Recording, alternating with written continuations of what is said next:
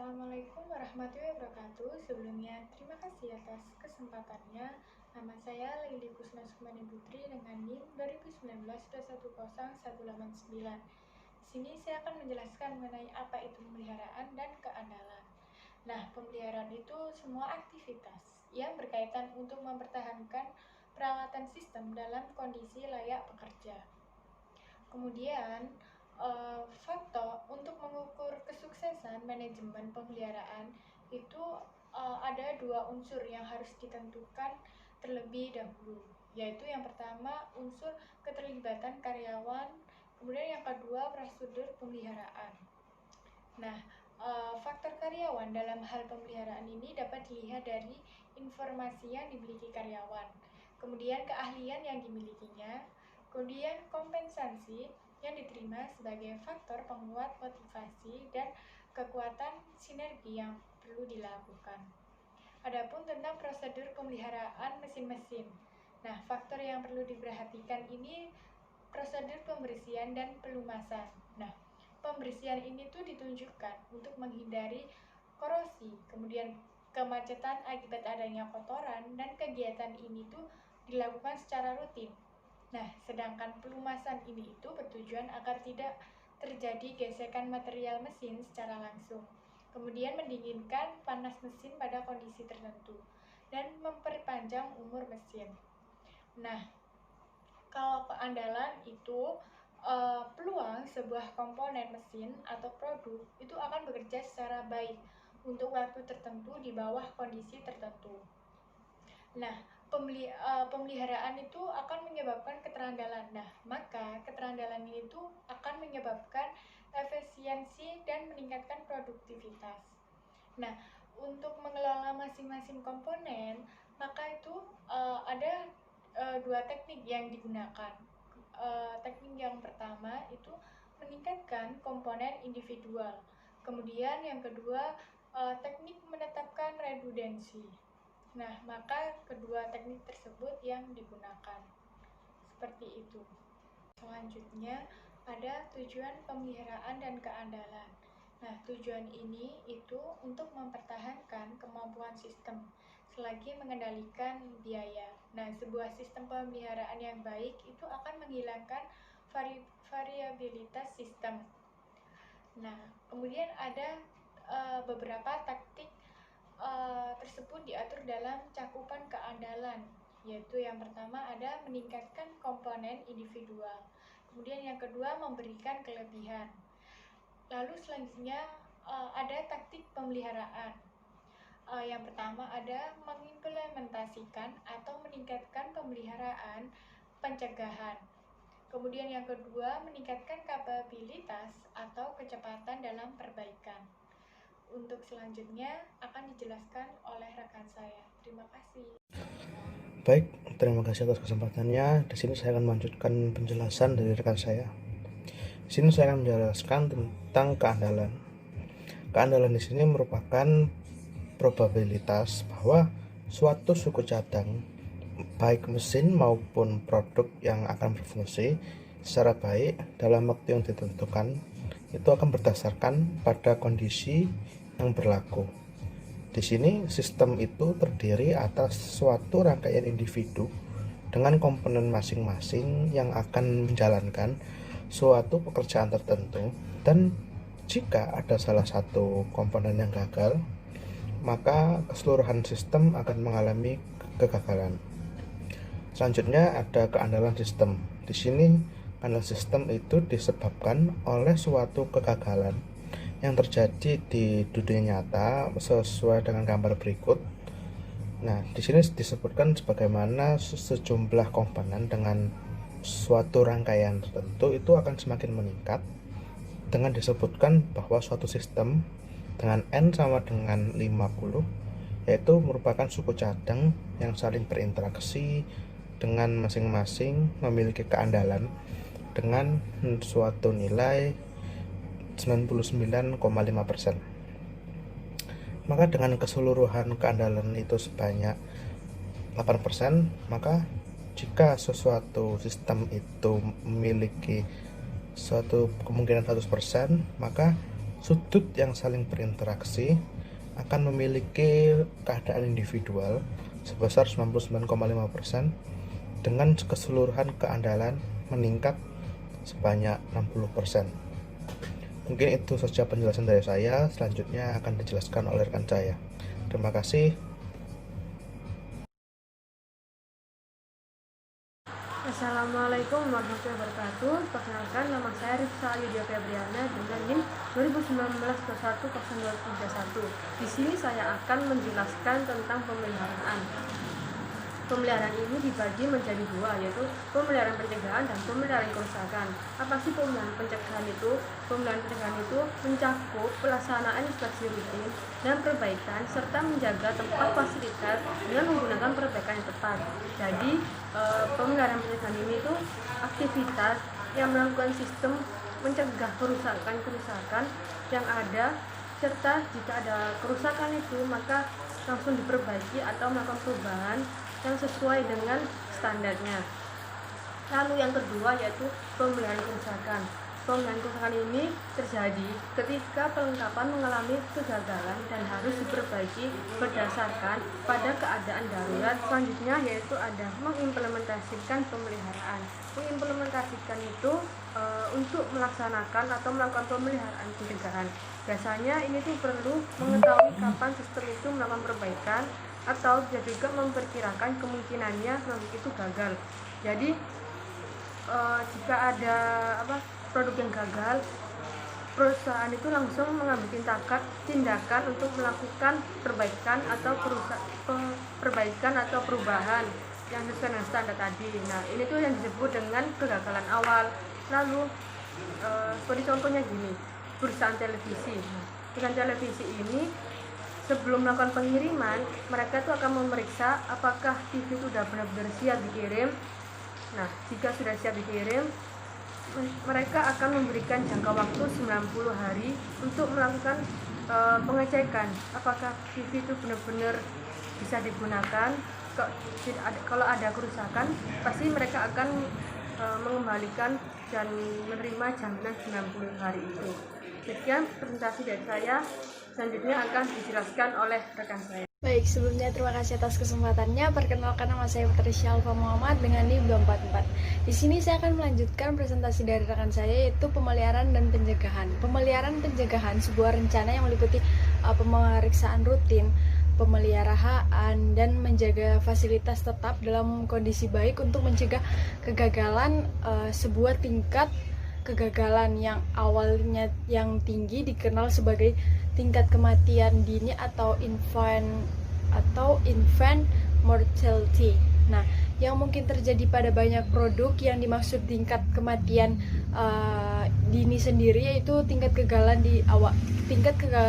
di awal kehidupan sebuah produk atau proses. Nah, hasil yang cacat atau gagal yang menyebabkan tambahan biaya karena harus diproses kembali dan yang lebih besar resikonya adalah kurangnya kepercayaan konsumen pada perusahaan akibat produk gagal. Nah, tambahan yang timbul menyebabkan biaya produksi atau membengkak atau tidak minimal. Jika biaya produksi membengkak, maka harga barang itu menjadi tinggi. Pemeliharaan yang periodik dan terencana sangat diperlukan pada fasilitas produk jika tidak akan mengakibatkan kerusakan atau unit kritis. Nah, dikarenakan kerusakan, fasilitas tersebut akan menyebabkan terhentinya sebuah aktivitas proses produksi. Kerusakan fasilitas tersebut akan mempengaruhi kualitas produk. Investasi yang ditanamkan dalam fasilitas tersebut itu cukup besar karena fasilitas tersebut akan membahayakan pekerja baik kesehatan maupun keselamatannya. Nah, preventive maintenance ini tuh dapat mengatasi kerusakan yang tiba-tiba terjadi. Hal ini dikarenakan preventive maintenance ini dapat mendeteksi dan menangkap sinyal kapan suatu sistem akan mengalami kerusakan serta menentukan kapan suatu sistem itu memerlukan servis atau sebuah perbaikan. Nah, dengan teknik pelaporan yang baik, perusahaan yang menjaga arsip proses, mesin, atau peralatan individu, arsip tersebut itu menyediakan profil yang berisi baik jenis pemeliharaan yang diperlukan maupun waktu pemeliharaan yang dibutuhkan. Nah, sejarah pemeliharaan peralatan merupakan bagian yang penting bagi sebuah sistem pemeliharaan pencegahan seperti halnya catatan mengenai waktu dan biaya perbaikan. Nah, arsip seperti itu juga memberikan sebuah informasi serupa tentang keluarga peralatan, begitu juga pemasok. Nah, selanjutnya pemeliharaan kerusakan atau perbaikan. Nah, pemeliharaan kerusakan ini tuh seperti pemeliharaan secara langsung yang terjadi ketika peralatan gagal dan harus diperbaiki dalam kondisi darurat dengan dasar prioritas. Nah, ada beberapa faktor yang menyebabkan terjadinya kerusakan ini. Nah, dari mesin produksi, yaitu pemeliharaan rancang bangunan yang tidak sesuai, keterampilan operator dan petugas pemeliharaan yang tidak mendukung, dan berkooperasian mesin produksi, kelalaian dan pemeliharaan dasar seperti kebersihan dan pelumasan. Terus habis itu ada kondisi mesin atau peralatannya sudah kayak aus atau akibat gesekan, dan kesalahan menjaga kondisi operasi mesin pada saat beroperasi. Nah, kerusakan yang disebabkan beberapa hal di atas itu juga kerusakan yang mengakibatkan beberapa hal di atas itu mengakibatkan inefisien operasi yang karena harus melakukan pemrosesan ulang, reputasi yang buruk dikarenakan berubah cara pandang konsumen terhadap produk, rendahnya profitability karena berkurang permintaan konsumen dalam jangka panjang, kehilangan pelanggan yang beralih ke produk lain karena produknya itu gagal, biasanya tuh menurun kualitas produknya karena produk yang gagal, karyawan tuh kayak merasa tidak puas karena karena penghasilan produknya juga gagal, keuntungan menjadi semakin rendah, semakin menurunnya permintaan. Karena itu perlu meningkatkan kemampuan memperbesar atau meningkatkan fasilitas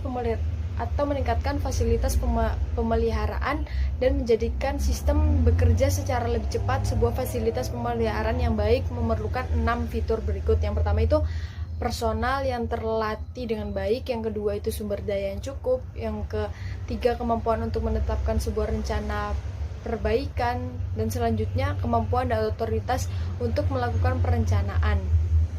Selanjutnya itu sebagai tambahan, pemeliharaan produktif total itu mencakup merancang mesin yang andal atau mudah dioperasikan dan mudah dalam pemeliharaan, menekankan biaya kepemilikan total di saat membeli mesin sedemikian rupa. Sekian dari saya, selanjutnya akan dilanjutkan oleh rekan saya.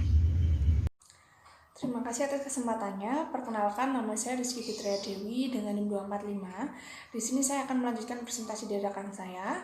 Saya akan membahas mengenai 2 poin. Yang pertama yaitu pemeliharaan yang otonom, dan yang kedua adalah total productive maintenance atau total pemeliharaan yang produktif.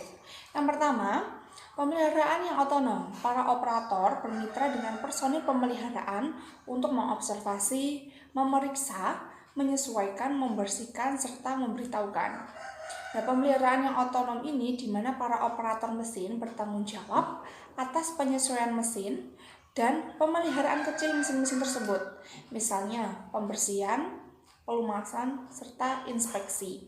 Nah, hal ini menghasilkan karyawan lebih termotivasi dan lebih terampil, lalu memahami tentang tujuan organisasi yang lebih ramping dan penghematan biaya karena peralatan yang andal, yang terus dipantau dan juga dipelihara.